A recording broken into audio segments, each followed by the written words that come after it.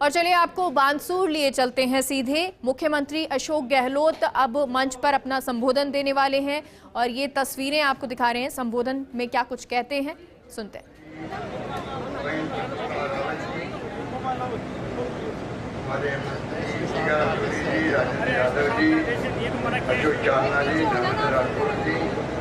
आदरणीय दीपचंद खैरिया जी, योगेंद्र रावला जी,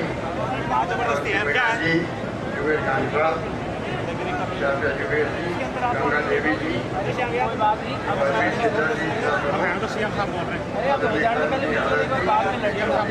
दीन बंधु सलमान, योगेश मिश्रा जी, संदीप यादव जी, विधायक जिजारा, श्रीमती नीता मिश्रा, चेयरमैन नगर पालिका बानसूर, श्रीमती सुमन यादव जी और तमाम हमारे रमेश मावता जी, सरपंच साहब, यहाँ उपस्थित तमाम हमारे बड़ी संख्या पधारे बुजुर्गों, भाइयों और बहनों, नौजवान साथियों, मुझे आज इस बात की प्रसन्नता है कि स्वर्गीय श्रीमती मिश्री देवी, मिसेज आरामदेव गुजर साहब की मूर्ति का अनावरण संभव हुआ और आप सब लोग इसके साक्षी बने। कुछ लिहाज से ये इतिहास बनाने का दिन है। इस समाज सेवी, इनका पूरा परिवार गौ माता की सेवा में लगा हुआ है, गौशाला और जिंदगी भर उन्होंने सेवा करी है, अपनी गौशालाएं जा रही है। उस परिवार के तमाम जो सरपंच के साथ में साताराम अम्बावत जी, उनके भाई रामोता जी, मुखराम जी, लक्ष्मण जी, रमेश जी, राम सिंह जी और उनका पूरा परिवार, उनको मैं अपनी ओर से, आप सबकी ओर से उनको बहुत धन्यवाद देता हूँ। अभी अध्यक्ष जी ठीक कह रहे थे, मूर्ति क्यों लगाई जाती है? कोई शहीद होता गाँव में, सीमा पे लड़ते हुए शहीद हो जाते हैं जम्मू कश्मीर में या किसी सीमा पर,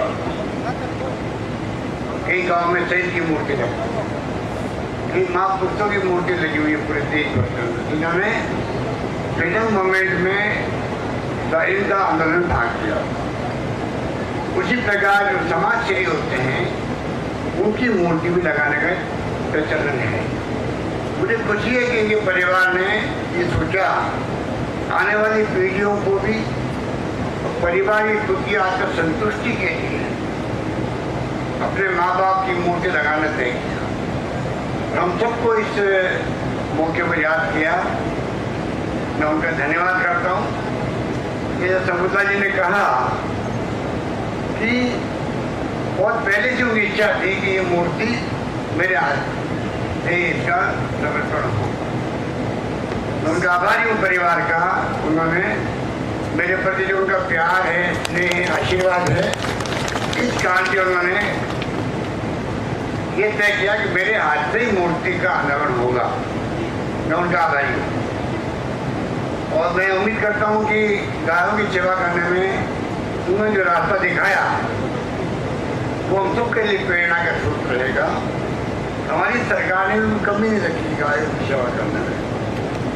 आपको याद हो, पिछली बार जब मैं आपके आशीर्वाद से दूसरी बार मुख्यमंत्री था, तब हमने पहली बार देश के अंदर गायों के लिए, गौशालाओं के लिए अलग से डायरेक्टर निदेशालय बना दिया।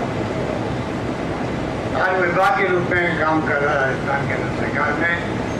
संभवत पूरे देश में पहली सरकार राजस्थान में जहाँ पर गायों का अलग विभाग बना हुआ सरकार है। और हम लोग करीब 500-600 करोड़ रुपये बांटते हैं प्रतिवर्ष गौशालाओं को, अनुदान देते हैं। ऐसा कहीं भी पहले प्रारंभ नहीं हुआ था। इस रूप में गाय माता की सेवा करना हमारी महान परंपरा रही है प्राचीन काल से। समस्या और भी है, खेतों में या गलियों में, गांव में कई बार आवारा पशु के रूप में, चाहे वो नंदी हो, चाहे वो गौ माता हो या और जानवर हो, जब फिरते हैं कई बार खेतों में नुकसान होता है तो लोग, कई बार गलियों में आवारा पशु घूमते हैं तो एक्सीडेंट रहते हैं, कई लोगों की सड़क पर मृत्यु हो जाती है। ये चिंता भी समाज को रहनी चाहिए। सरकार के साथ सरकार प्रयास कर रही है किस प्रकार हम लोग नंदीशालाएं खोलें। मैंने बजट में अनाउंसमेंट भी किया है, नंदीशालाएं खोलेंगी ग्राम पंचायत स्तर पर, जो बहुत मुश्किल काम है। नंदीशाला हर जगह खोलना कोई आसान काम नहीं।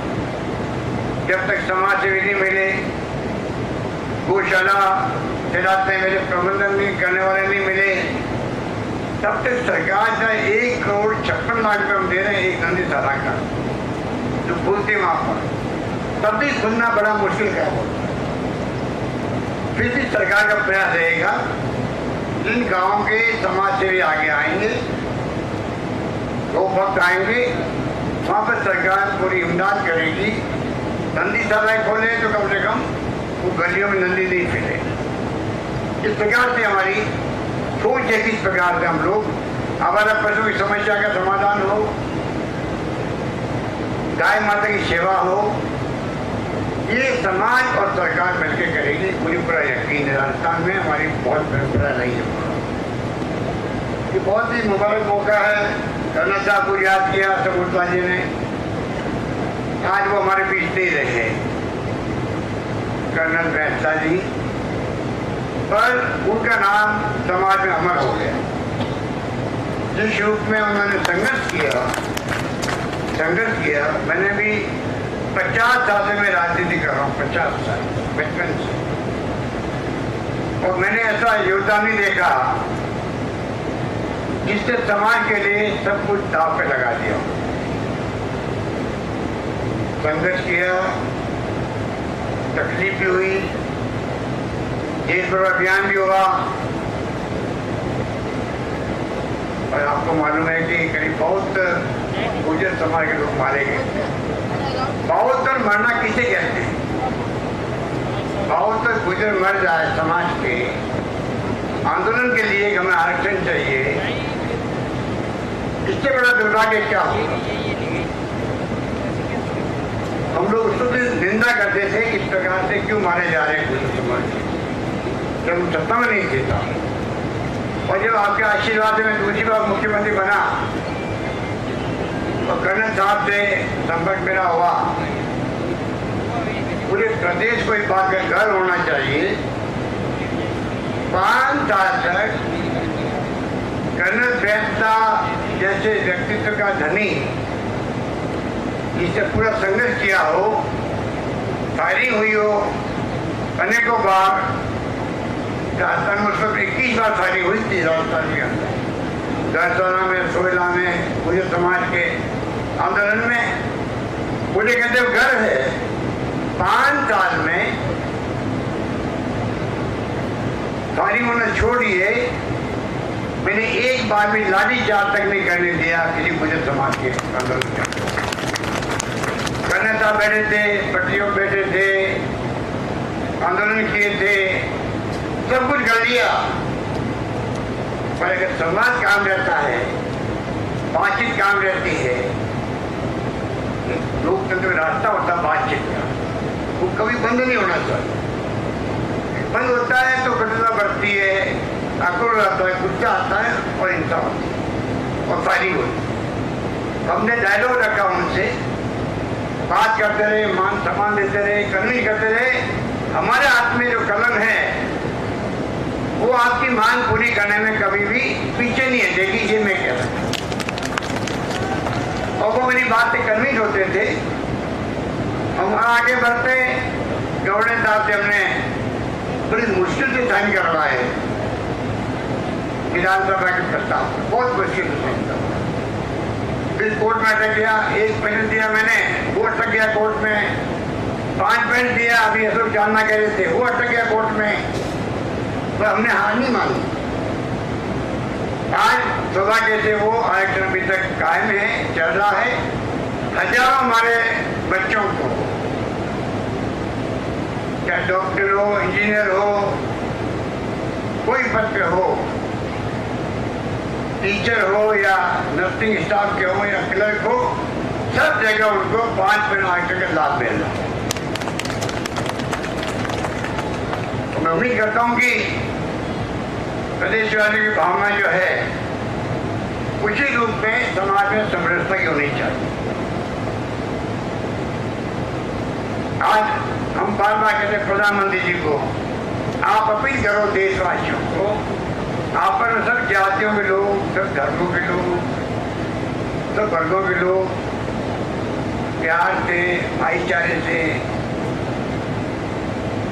विश्वास के साथ रह रहे हैं। कोई हिंसा नहीं होनी चाहिए। क्या हिंसा होती है जब वो परिवार में झगड़े होते हैं, वो परिवार ऊपर नहीं उठता है। जिस गांव में झगड़े होते हैं वो गांव कभी विकास नहीं करता।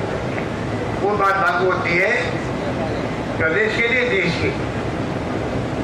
तो मैं इसलिए कहना चाहूंगा कि मैंने जो तरीका अडॉप्ट किया उस वक्त में, उसके कारण हिंसा भी नहीं हुई, झगड़े नहीं हुए, तनाव नहीं हुआ, और प्यार से, मोहब्बत से संदेश करते गए। डॉक्टर जितेंद्र सिंह हमारे मंत्री थे पानी के, बिजली के, उनको मैंने भेजा हुआ करौली के अंदर भी, भरतपुर के अंदर भी, जहाँ आंदोलन हुआ है, हमारे मंत्री लोग गए, बातचीत का समाज कायम रखा, मुझसे बात करवाई कर्नल साहब की, अन्य नेताओं की, और आखिर के अंदर हम लोगों ने साथ मिलकर आगे बढ़ना तय किया। तब जाकर के 5 रास्ते में क्या हूँ कि गोली चलने की बात छोड़ो, दाढ़ी जाने होनी चाहिए। इस रूप में शासन करेंगे अपना तरीके होते हैं। हमारा तरीका वो था जो मैंने आपको बताया। और सरकारें आती है जो जिनका विश्वास लोकतंत्र है ही नहीं, उनके दिल में ना संवेदना है, ना संवेदना के भाव है, ना अहिंसा में विश्वास है। नहीं, विश्वास हिंसा में हो, उनका क्या इलाज करें। हिंसा बहुत खतरनाक होती है, कब किसी जान ले ले पता ही नहीं पड़ता। हमेशा गांधी जी ने भी कहा था, हिंसा का जवाब हिंसा कभी नहीं हो सकता। इसी रूप में आज हम चाहते हैं पूरे मुल्क या प्रदेश हो, चाहे वो हमारा जिला हो, आपस में भाई भाई रहे, सभी जाति, सभी धर्मों के लोग। ये हमारी सोच। विकास में कोई कमी नहीं रखी। जो मांगा शकुंतला रावत ने, वो हमने दिया, आप सबको मालूम है। उन्होंने लंबी लिस्ट गिनाई आपको, मैं वापस लिस्ट को रिपीट नहीं करना चाहूँगा। जो मांगा दिया, और आगे भी मैं कहना चाहूँगा कि आपकी भावना होगी। तो शकुंतला रावत मुझे बताया कि अभी तो एक बजट और है 8 महीने बाद, 7 महीने बाद। आप निश्चिंत रहो, जो आप मांगोगे आपको मिलेगा, ये मैं निवेदन करना चाहता हूँ।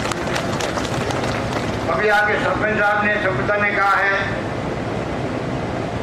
उप तहसील, और तो उप तहसील बना दो। मैं घोषणा करता हूँ कि आपके यहाँ पर उप तहसील बना दी जाएगी।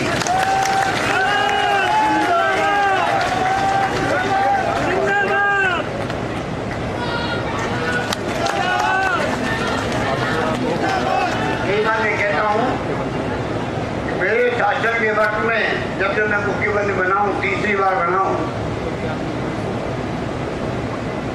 2 बातें मेरे दिमाग में आती। एक तो इतना प्यार मुझे पूरी प्रदेश जनता कर रही है, क्यों कर रही है। 3 बार मुख्यमंत्री बनाया किसी को, और मैं कहता हूँ पूरे विधानसभा के अंदर हमारी पार्टी में एक विधायक है माली समाज के, जिससे मैं आता हूँ। माली समाज, आपके मानसी में माली समाज है मेरे ख्याल वगैरह में मैं आया हूँ। आप सोचिएगा, एक MLA है पूरी विधानसभा में कांग्रेस का, पार्टी का एक विधायक। वो कौन है मालूम आपको? वो मैं खुद ही हूँ। आप सोच सकते हो, मैं खुद अकेला ही हूँ पूरे पार्टी में विधायक माली समाज का। तब भी मुझे छत्तीस जी कौम प्यार करती है, चाहे वो गुर्जर हो, मीणा हो, जाट हो, राजपूत हो, कोई कम्युनिटी हो, छत्तीस जी कौम, सुतार हो, दर्जी हो, माली हो, कोई भी हो, अगर सब कौमें मुझे प्यार करती है, तब जाके लोकतंत्र में आदमी कामयाब हो। और मैंने बचपन से संस्कार प्राप्त किए हैं कि आप मानव मात्र की सेवा करो। मैं कोई मंदिर में जाता हूँ या कहीं जाता हूँ प्रार्थना स्थल पर, तो मैं कुछ अपने लिए कभी नहीं मांगता हूँ। मैंने कुछ जिंदगी मांगा ही नहीं। मैं मांगता हूँ पूरे ब्रह्मांड के अंदर और पूरे देश के अंदर मानव मात्र प्राणी मात्र का कल्याण हो। वो तो सब कुछ आ जाता है, मानव मात्र का प्राणी मात्र का कल्याण, ये मेरी मांग करती है बचपन से। और सभी कौमों को मैं साथ लेके चलता हूँ, तब जाकर के मुझे बार बार अवसर मिलते हैं। मैं 3 बार केंद्रीय मंत्री बना हूँ, 3 बार मैं प्रदेश अध्यक्ष बना हूँ कांग्रेस का, 3 बार बना मैं एआईसीसी का महामंत्री, और 3 बार आपके आशीर्वाद से मुख्यमंत्री। इतना प्यार किया पिछले चुनाव में, गांव गांव में बात फैल गई भाई कि मुख्यमंत्री बनना चाहिए अशोक गहलोत वापस। पिछली बार जो हमने सेवा की थी आपकी, वो कम नहीं करी थी। चुनाव में हम हार गए, मोदी जी ने जो हिंदुत्व की बात करके हवा फैलाई, वो का लाभ उनको मिल गया। धर्म के नाम पे राजनीति करना बड़ा आसान काम होता है। और आंधी चली मोदी जी की, प्रधानमंत्री बन गए, हम लोग यहाँ 21 पे रह गए। शीला दीक्षित जी जो मुख्यमंत्री थी दिल्ली की, बहुत पॉपुलर थी, तो कुछ चुनाव हार गई मुख्यमंत्री, कुछ चुनाव हार गई। हम लोग छत्तीसगढ़ आ गए, मध्य प्रदेश आ गए, दिल्ली आ गई, राजस्थान 21 आ गए हम लोग। यहाँ आपकी शकुंतला रावत बैठी हुई है, अभी 2021 है, ये हमारे चीफ विप थे उस वक्त। 21 में ये भी एक थी, एक मात्र महिला थी एमएलए, पर जो इसने भूमिका अदा करी कि ये वहाँ पर शेरनी की तरह से काम किया, शेरनी की तरह। ये आपकी बानसूर की विधायिका कोई मामूली नहीं है ये। इसने जो तहलका मचाया असेंबली के अंदर, कहाँ पे 163 बीजेपी के और कहाँ कांग्रेस 21 स्टेशन। दुताता जी भी माकू जवाब देते थे, इनकी भूमिका बड़ी शानदार थी। तो महिला एकमात्र थी जिसने तहलका मचा दिया और फिर पहचान बना दिया। पहचान ऐसे ही बनती है। आज ये कैबिनेट मंत्री बनी है, पहली बार नहीं,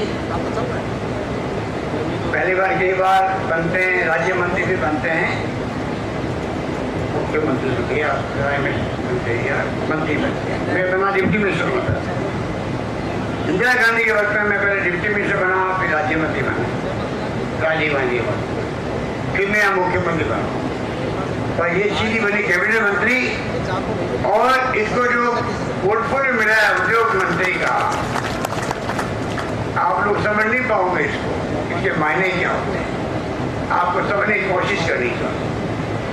पढ़े लिखे नौजवान है, उनको चाहिए स्टडी करे, समझे उद्योग मंत्री का मतलब क्या होता है। अभी हम जा रहे हैं इनको लेके साथ में हेलीकॉप्टर में नीमराना जा रहे हैं। नीमराना के अंदर वहाँ पर जापानी जोन बना हुआ, आपने सुना होगा, जापान के लोग आके वहाँ इंडस्ट्री लगा रहे हैं, पूरा जोन बन गया।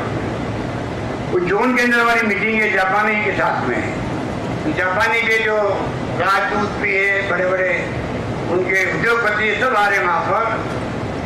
वहाँ ये इनकी मुख्य भूमिका होगी, मेरी नहीं होगी। उद्योग मंत्री ये है। आप बोल सकते हो राजस्थान भर में उद्योग लगाने की जिम्मेदारी शकुंतला रावत की है।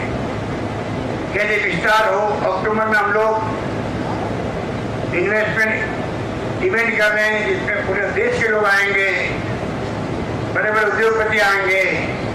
आह्वान करेंगे कि आप आइए राजस्थान के अंदर।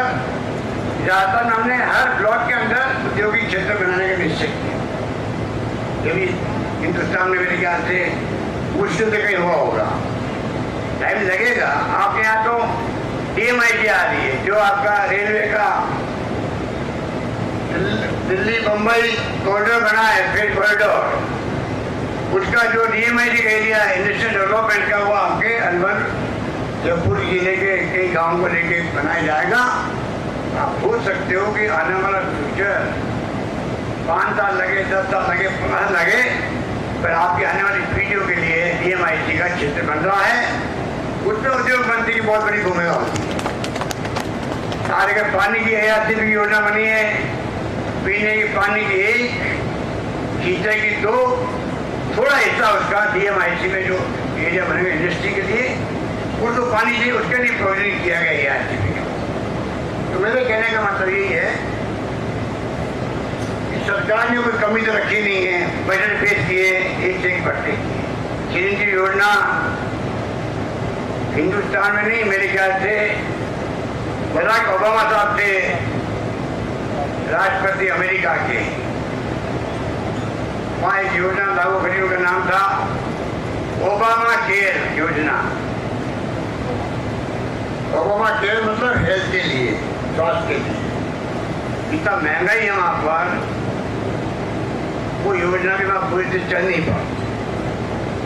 आज हम लोगों ने इतनी ताज की आपके आशीर्वाद से हर व्यक्ति का IPD OPD भर्ती होगा तो बाहर हो, आउटडोर होगा तो उसको दवाइयाँ फ्री मिलेगी, भर्ती होगा तो पूरा इलाज फ्री होगा। क्या कितने पैसे लोगों, पहले 5 लाख का बीमा था, मैंने उसको 10 लाख का कर। ऑक्सीजन भगवान करे किसी का नहीं हो गया, 5 लाख का बीमा उसी के अंदर जोड़ दिया, इसकी में जोड़ दिया। आपको तय करना पड़ेगा। कोई आदमी ने फॉर्म नहीं भरा है, कार्ड नहीं बनवाया है, तो हमने कलेक्टर को अधिकार दे दिया, कलेक्टर को ऐसा आदमी भर्ती हो जाए अस्पताल में, आपको अधिकार है कि आप उसका भी इलाज फ्री करवाओ और उसका कार्ड बनवा दो। यहाँ तक हमने छूट दी है। मैं कहना चाहूँगा 850 रुपये लगते हैं कि पैसे वालों के, उनको चाहिए 850 रुपये क्या होते हैं, 10 लाख का बीमा, 5 लाख का जीवन बीमा। करीब 90% लोग तो जुड़ चुके हैं उसके अंदर, स्कीम के अंदर। किडनी ट्रांसप्लांट, लीवर ट्रांसप्लांट किसे कहते हैं, 15-15, 20-20 लाख खर्च होता है, वो फ्री इलाज करवा रहे हैं हम लोग। 10 लाख के अलावा भी आप पूछ सकते हो, इलाज पूरा फ्री होने वाला एकमात्र राजस्थान देश में राज्य है जहाँ पर पूरा इलाज फ्री होने लग गया देश में। इसलिए मैं आपसे कहना चाहूँगा, कृपा करके आप लोग, जैसा भी मेरे पूर्व वक्ताओं ने कहा, 45 लाख जो है उनके तो बिजली का बिल 0 आने लग गए, 0।